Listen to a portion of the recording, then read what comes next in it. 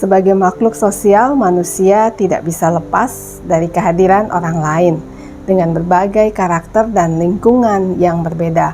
Bagaimanakah kita dapat merasa nyaman dengan kondisi tersebut? Haruskah kita menjaga jarak dengan situasi ketidaknyamanan, ataukah menghadapinya dan membuat diri kita nyaman dalam berbagai kondisi yang kita hadapi? Triana dan Erlina menyapa, menciptakan rasa nyaman. Mari kita lihat bagaimana setiap pribadi menciptakan rasa nyaman dalam berbagai kondisi. Semoga menjadi perenungan bagi kita semua. Shalom, perkenalkan nama saya Wisnu. Saya dan keluarga saat ini tinggal di kota Serang.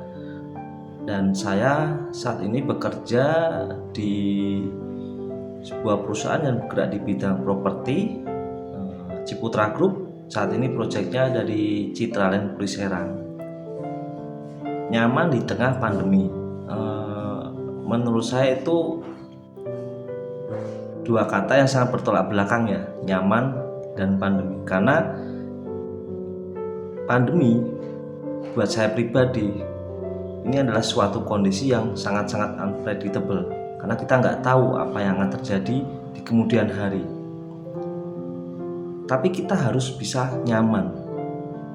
Apa yang membuat saya pribadi bisa nyaman di tengah pandemi seperti ini? Hanya satu, karena saya memegang janji Tuhan. Karena Dia berjanji, Dia akan selalu menyertai kita. Karena Dia berjanji, Dia akan selalu memberkati kita, sekalipun di tengah badai dan topan. Ini terbukti janji Tuhan untuk saya pribadi, di mana di tahun 2020 lalu, saat puncak-puncaknya pandemi, saat orang-orang menjadi sangat pesimis, tapi karena saya memegang janji Tuhan, Tuhan nyatakan. Terbukti dengan apa? Di 2020 secara omset penjualan, puji Tuhan, kami dapat melampaui target yang sudah ditentukan manajemen, bahkan melampauinya. Ya, dimana mungkin orang lain merasa, wah, untuk survive aja sudah bersyukur, tapi Tuhan berikan lebih buat kami capai target itu.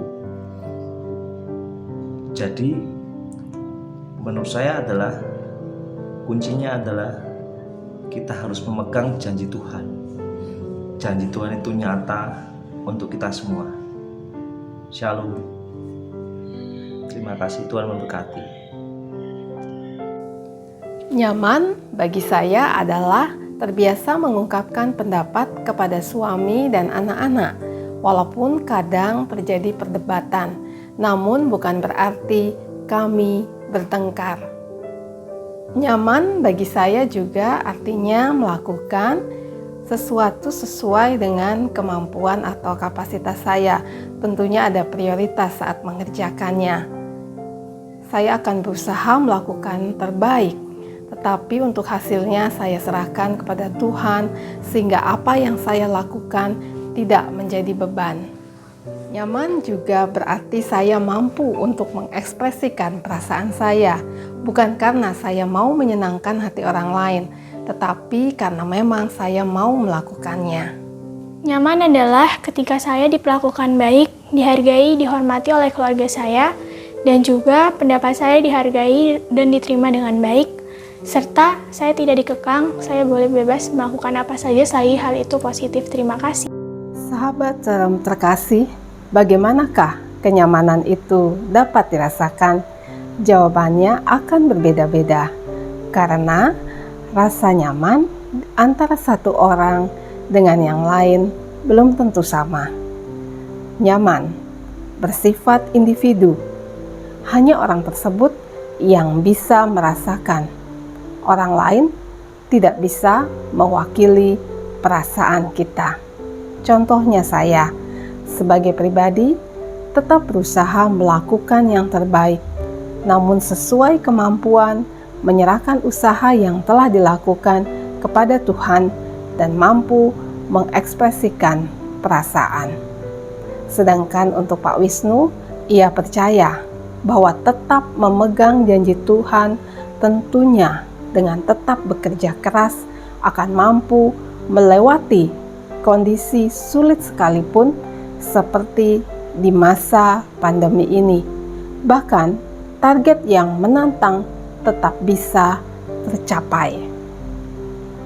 Sedangkan anak saya diterima apa adanya, baik oleh keluarga dan teman, terbuka, menyatakan pendapat, didukung, dan disayang dengan seluruh anggota keluarga.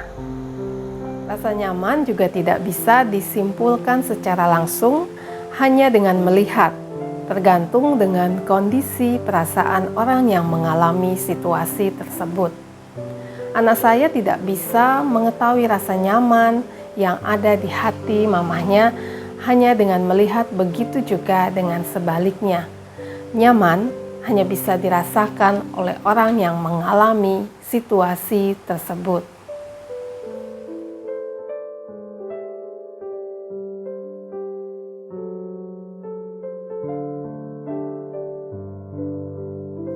Selamat berjumpa kembali bersama Terang Channel. Triana Erlina menyapa. Teman-teman yang terkasih, pada episode kali ini kita akan berbicara, kita akan merenungkan tentang ketidaknyamanan dan cara kita merespon ketidaknyamanan tersebut. Setiap orang pasti pernah mengalami yang namanya tidak nyaman, baik dengan diri sendiri, dengan orang lain, dengan lingkungan sekitar kita, di dalam pekerjaan, bahkan di dalam pelayanan, kita pernah mengalami yang namanya tidak nyaman. Bagaimana cara kita merespon terhadap ketidaknyamanan tersebut juga pasti berbeda-beda pada setiap pribadi, karena setiap individu mempunyai cara pandang dan persepsinya masing-masing dalam melihat suatu hal yang membuat dia tidak nyaman. Saat kita tidak nyaman, reaksi yang sering muncul adalah kita komplain, mengeluh, kesal, bahkan kadang marah. Apakah dengan bereaksi seperti itu akan membuat suasana menjadi lebih baik lagi dan membuat suasana menjadi lebih nyaman? Tentunya tidak. Saya belajar bagaimana untuk bereaksi maupun merespon ketidaknyamanan yang saya alami, sehingga membuat saya dapat menikmati kehidupan sehari-hari saya dengan lebih enjoy dan lebih baik lagi. Beberapa hal yang saya pelajari untuk merespon rasa tidak nyaman dengan benar. Di saat saya sedang tidak nyaman dengan seseorang, saya akan belajar untuk memahami keadaan orang tersebut dan melihat orang tersebut sebagaimana dia ada. Memang orangnya seperti itu. Mau gimana lagi? Saya belajar untuk memanage emosi saya, rasa tidak nyaman saya, dan belajar untuk memahami tangki kasih orang tersebut akan mengurangi komplain dan keluhan saya atas ketidaknyamanan dari orang tersebut. Saya juga belajar untuk introspeksi ke dalam diri saya, apakah saya juga berkontribusi terhadap rasa tidak nyaman tersebut. Yang kedua, saya belajar untuk fokus kepada hal-hal yang baik.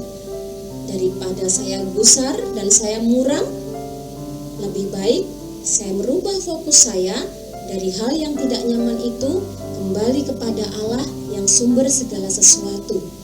Saya tidak mau damai sejahtera saya dicuri oleh iblis. Dan saya belajar bahwa iblis senang sekali membuat kita muram dan gusar. Senang sekali membuat kita merasa tidak nyaman dan kehilangan damai sejahtera. Karena itu saya belajar untuk merubah fokus saya kepada hal yang baik. Saya juga belajar untuk memaknai setiap hal yang terjadi, terutama rasa tidak nyaman yang saya alami, untuk terus bertumbuh ke arah yang lebih baik. Saya belajar untuk terus grow up dan juga untuk cleaning up diri saya, hidup saya setiap hari, untuk menyingkirkan segala sesuatu yang menghalangi saya untuk bertumbuh menjadi lebih baik lagi. Salah satu cara cleaning up saya adalah saya sangat memerlukan setiap hari tinggal di dalam hadirat Tuhan. Saya memerlukan untuk tinggal di dalam doa, pujian, dan penyembahan setiap hari. Lewat penyembahan, saya belajar untuk mengalihkan fokus saya dari hal-hal yang membuat saya tidak nyaman kepada Allah yang adalah sumber rasa nyaman itu sendiri. Dan saya belajar bahwa lewat penyembahan itu memulihkan hubungan saya, memulihkan hati saya, memulihkan keadaan saya untuk berfokus kepada Allah yang adalah sumber kenyamanan saya. Damai sejahtera yang ditinggalkan Allah bagi kita itu tinggal tetap di dalam hati dan hidup kita. Tidak ada satu orang pun atau satu keadaan pun yang dapat mengambil damai sejahtera itu jika kita tidak memberikannya. Karena itu, mari kita taruh rasa nyaman dan rasa aman kita di dalam firman Tuhan, di dalam Allah yang adalah sumber dari segala sesuatu, yang adalah sumber dari segala rasa aman kita. Terima kasih, Tuhan Yesus memberkati.